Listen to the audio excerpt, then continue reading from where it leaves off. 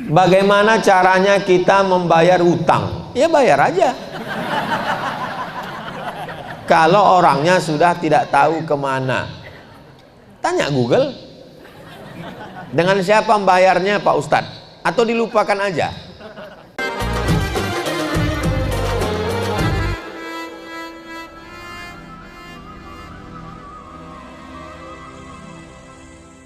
Syukran, jazakumullah khairan. Assalamualaikum warahmatullahi wabarakatuh. Ustadz. Waalaikumsalam. Saya Asep. Mohon maaf, Kang Asep inilah yang sudah punya ikatan sedunia. Abdul Somad belum ada persatuannya, Asep udah ada. Dari Pondok Sabilul Mu'tadin mengenai perbedaan al-ghais dengan al-matar. Apa beda ghais dengan matar? Ketika Nabi sedang khutbah, tiba-tiba datang seorang laki-laki Arab Badui, halakatil amwal. Ya Rasulullah, ternak-ternak saya di kampung sudah mati, kering kerontang. Kebun saya juga mati. Tolong doa supaya turun hujan.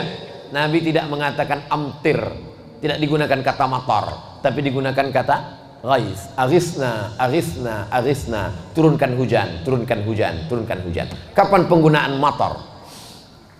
Fasa'a matarul munzarin, seburuk-buruk air yang turun sebagai azab. Amtir alaina hijaratan, turunkanlah hujan kepada kami batu. Jadi dari dua penggunaan tadi, kalau ghais itu untuk hujan sebagai rahmat, kalau matar itu biasanya digunakan untuk sebagai laknat. Mudah-mudahan yang turun kepada kita hujan rahmat, bukan hujan laknat. Pertanyaan anak pesantren itu ya begini, berkualitas, bergizi dia. Bagaimana dengan agama selain Islam yang awalnya tidak percaya pada Tuhan Esa, tapi ketika hendak meninggal mereka mengucapkan syahadat atau percaya adanya Tuhan, dan Tuhan itu Esa. Kata Imam Fakhruddin Ar-Razi, malaikat maut di keningnya tertulis la ilaha illallah. Supaya apa? Supaya semua orang yang tidak bertauhid pada saat dia mati, pas ngelihat kening malaikat maut, dia baca la ilaha, dan tidak perlu menggerakkan mulut. Kalau nyebut Bang Haji tetap menggerakkan mulut, bolot. Tapi kalau menyebut la ilaha illallah nggak perlu menggerakkan mulut, la ilaha. Kenapa? Karena saat sakratul maut itu berat, maka ditulis saking inginnya Allah, wala tamutunna illa wa antum, jangan mati melainkan dalam keadaan muslim. Makanya ketika sholat kita katakan inna salati wa nusuki wa mahyaya wa mamati lillahi rabbil alamin la syarika lahu wa bidzalika umirtu wa ana minal, saya ingin mati muslim. Tapi kenapa kalau mati muslim, kenapa orang muslim itu mesti bersyahadat disaksikan orang ramai di masjid? Supaya jenazahnya bisa diurus, fardu kifayah, dimandikan, dikapankan, disolatkan, dikuburkan. Kenapa karena nggak bisa mandi sendiri. Nah, kan dikapankan, dimandikan, disolatkan. Bapak Ibu semuanya selesai sholat Jumat ini jangan pulang. Kita tunggu ada yang mau syahadat masuk Islam. Saudaraku, sesungguhnya yang bersaksi ini adalah semua yang hadir. Gunanya untuk apa? Kalau tiba-tiba dia mati, jenazahnya jangan diurus keluarganya, tapi diurus umat Islam. Kalau sudah masuk Islam, jangan cuma dikasih kain sarung, tapi dimasukkan dalam mu'allab center supaya dikontrol ibadahnya. Saya kalau mensyahadatkan orang, saya nanya, ini yang bertanggung jawab nemanin dia ngaji siapa? Jangan sampai dia rusak akidah. Kita bertanggung jawab di hadapan Allah Subhanahu wa taala. Tapi seandainya dia bersyahadat menjelang matinya itu, maka insya Allah dia husnul khatimah. Allahumma khtim lana bi husnil khatimah. Ustadz, gimana supaya kita husnul khatimah? Istiqomah. Gimana supaya kita istiqomah? Berjamaah. Apa nama jamaahnya? MPP. Setelah berjamaah, insya Allah istiqomah. Kalau sudah istiqomah, pasti husnul khatimah. Apa nama jamaahnya? Sabilul Muhtadin. Apa nama jamaahnya? Bikers subuhan. Zuhur nggak sholat, salah. Assalamualaikum WRWB. warahmatullahi wabarakatuh. Ustaz. Semoga Allah SWT subhanahu wa ta'ala selalu memberikan kesehatan dan dilancarkan segala rezekinya hingga akhir hayat. Amin.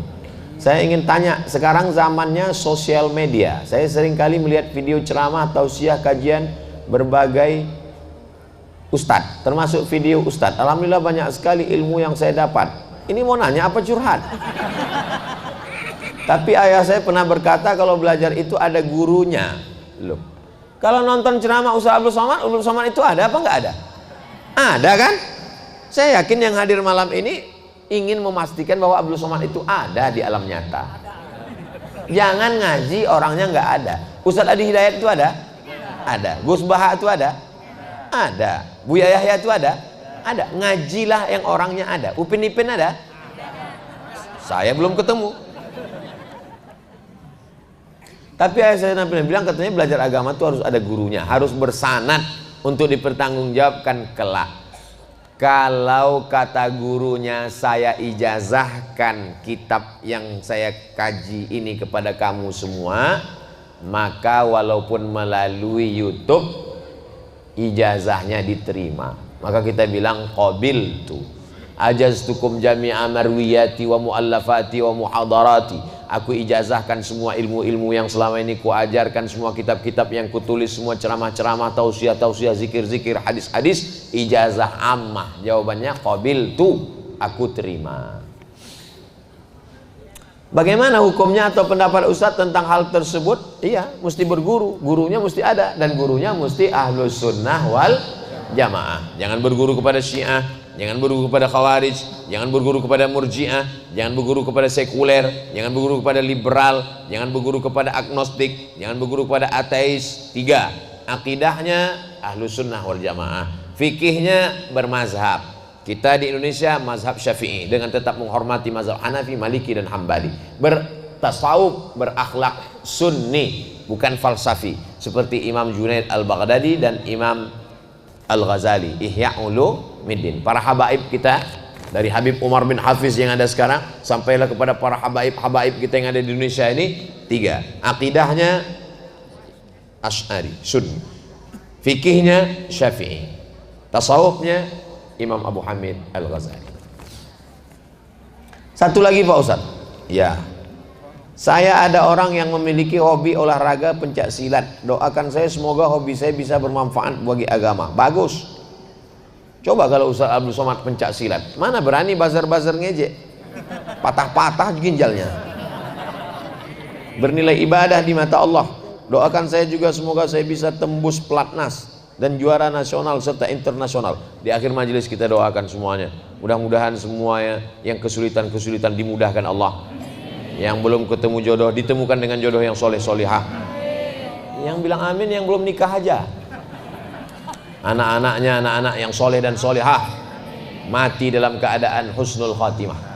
Nanti di akhir majelis kita berdoa semua. Ini kertasnya lebar, pertanyaannya dikit. Bagaimana caranya kita membayar hutang? Ya bayar aja. Kalau orangnya sudah tidak tahu kemana, tanya Google. Dengan siapa membayarnya Pak Ustadz? Atau dilupakan aja? Pertama cari ahli warisnya. Ahli warisnya sudah tidak ada satupun ditemui. Pertama hitung berapa utangnya. Utangnya 100.000, tahun berapa? Tahun 80. 100.000 tahun 80-an itu emasnya berapa gram? 1 gram. Berarti bayarnya tahun 2022 bukan 100.000, tapi pakai 1 gram emas. Karena yang stabil itu adalah emas. Makanya nikah maharnya pakai emas. Kalau pakai mukena nggak stabil, lapuk. Bagi yang belum nikah, yang udah apa boleh buat, terima aja lah mukena itu. Kalau tahun 80 1 gram emas, bayarnya di tahun 2022 juga 1 gram. 1 gram emas sekarang 1.100.000 atau berapa gitu. Tapi karena kita udah lama kenal ya udah 1 juta aja. Bayar 1 juta, serahkan ke lembaga yang dinikmati umat, bukan dinikmati personal. Serahkan ke lembaga yang dinikmati umat. Di mana itu lembaga yang dinikmati umat? Pondok Pesantren Sabilul Muhtadin. Nah, ini yang ragu mau bayar kemana? Nah, selesai ini sebelum setan datang, alladzi waswisu fi sudurin nas minal jinnati wan nas, segera temui Habib Jamal Al-Amudi, serahkan. Inilah dia beberapa keping uang emas. Berapa semuanya? Ya sekitar 3 ton lah. Insyaallah berdiri masjid insyaallah. Amin ya rabbal alamin. Begitu caranya bayar utang. Jangan sampai mati belum bayar utang, maka dia terkatung-katung tapi nggak ada roh apa nama istilah roh? Roh gentayangan dalam Islam nggak ada, guys. Innalillahi wa inna ilaihi raji'un. Jangan nanti mana tahu ada orang di Pandeglang kerasukan setelah Abdul Somad meninggal di Riau. Dipanggil sama Habib. Assalamualaikum. Waalaikumsalam warahmatullahi wabarakatuh. Ini siapa? Saya Ustadz Abdul Somad. Itu bukan roh saya. Roh sudah kembali menghadap Allah Subhanahu wa taala. Lalu itu siapa? Itu adalah jin qarin. Karena setiap manusia yang lahir itu didampingi oleh jin qarin. Jinnya ikut makan dengan dia. Itulah maka baca doa Allahumma barik lana fi ma razaqtana wa qina azabannar. Jinnya enggak ikut. Itulah maka masuk WC Allahumma inni a'udzubika minal khubuthi wal khaba'is. Dia enggak ikut. Itulah makanya sebelum jalan bismillah tawakkaltu 'ala Allah la haula wala quwwata illa billah. Jinnya enggak ikut. Itulah makanya sebelum tidur bismika Allahumma ahya wa amut, supaya enggak ikut. Itulah makanya sebelum hubungan kelamin dibaca doa, jangan supaya dia ikut berkontribusi 25%. Nah, kitanya mati, jin qarinnya nggak mati, dan dia ikut dulu perjalanan dakwah Abdul Somad itu. Ketika ditanya, kalau memang betul kamu Abdul Somad, di manakah kamu pada malam 18-19 Agustus? Saya sedang berada bersama MPP di majelis pesantren Sabilul Muhtadin. Ini Ustaz Abdul Somad? Bukan. Kalau orang berilmu dia tahu. Ini adalah jin qarin yang belum mati. Orangnya sudah mati, tapi dia tetap hidup. Nah, mudah-mudahan kita dijaga dari gangguan-gangguan ini insyaallah. Ala hazihi niyya wa kulli niyatin salihah. Al-Fatihah. A'udzubillahi minasyaitonir